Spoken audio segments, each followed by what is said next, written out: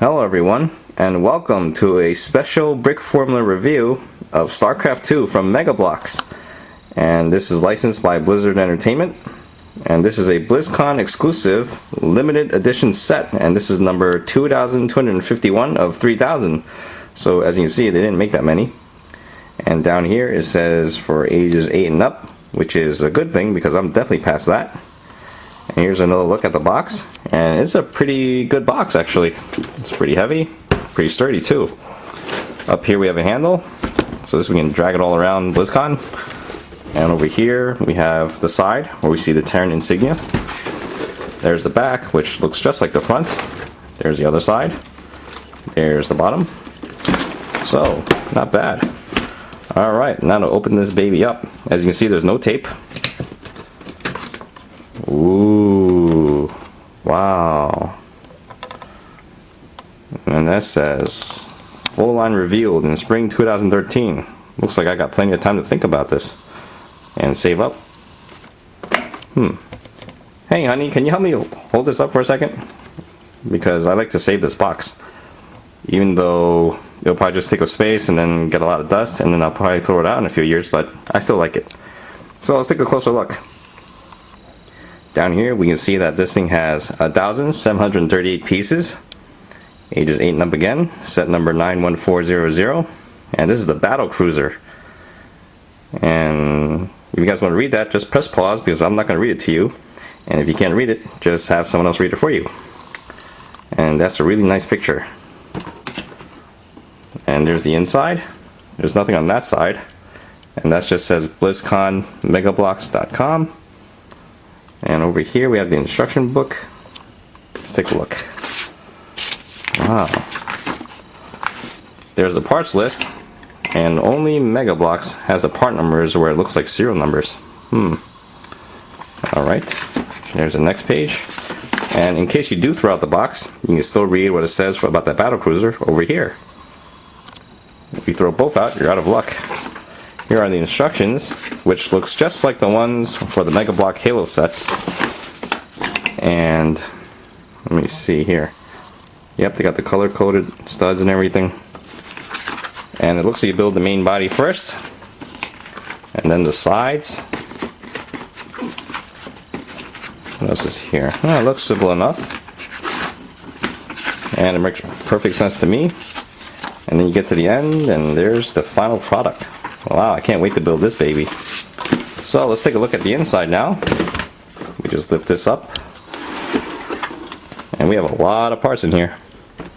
So, looks like I have a lot of work to do. And you'll see pictures of these towards the end of the video. And now to put this baby together. Alrighty. Okay honey, you can let go now. Here's the Battlecruiser, and this thing looks really impressive. I gotta say, I absolutely love this model, despite some of the small problems that it has, but it's okay, they're not a big deal. For now, let's just check out how awesome this thing looks all around. And here it is from the front. Up front and center, we have the Yamato cannon, which, for those of you who don't know, is just this really big cannon that fires a huge burst of energy. And let's just say you'd hate to be on the wrong end of that barrel. Now up here, we have some details there, which is really nice because there are no stickers in this set, and that's a huge plus right there. Over here, this part here, when I first saw it I thought it would be loose, but it's actually pretty secure despite how it's attached there. So that's really nice as well. Here's the side of the ship, and right here in the middle is probably the only playable feature on the ship, which are these cannons over here which can swivel, and they can move like that. Same thing with this one, although this one's a little bit more stiff when it comes to swiveling, but it's okay, it's not a big deal. As long as you can pose them, it's just fine. And here is the back. Here we have the thrusters, and these can move a little bit, which is probably not intended to. Up here's the bridge, and this is what I don't really like, but it's okay. I don't plan to touch the bridge too much. I just don't like how these parts can move on the side there. And here's the other side. You'll probably notice that this ship is pretty heavy on the back, and that's because it is quite heavy. It's about maybe a little bit under 4 pounds. And the reason why it's so heavy like that is because there's actually no empty space inside. Unlike a Lego model where they have a frame and they build upon that, this one is actually built with plates upon plates upon plates. So it's really solid in there. There's like almost no empty space.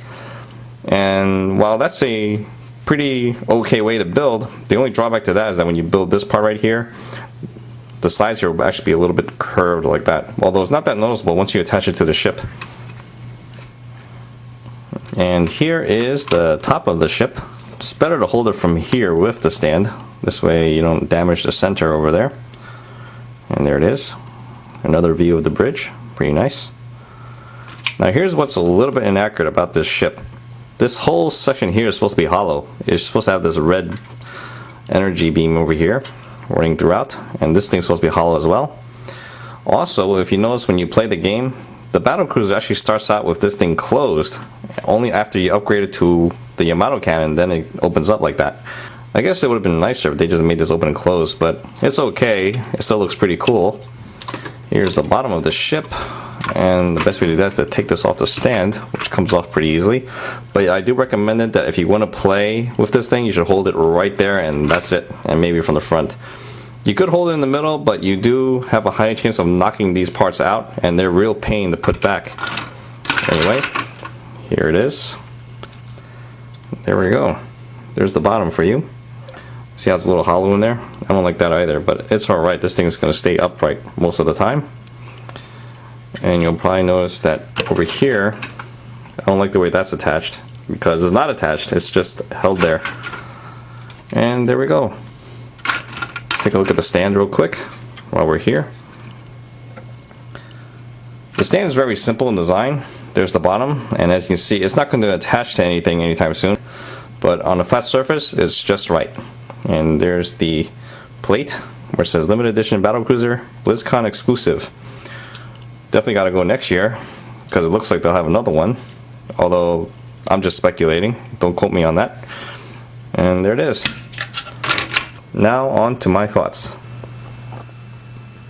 First, let me start by saying that if this is a prelude of what's to come next year and spring 2013, then I'd say Mega Bloks is going to make quite a bit of money from me, because these are really impressive. I really like the way they designed this and made this thing.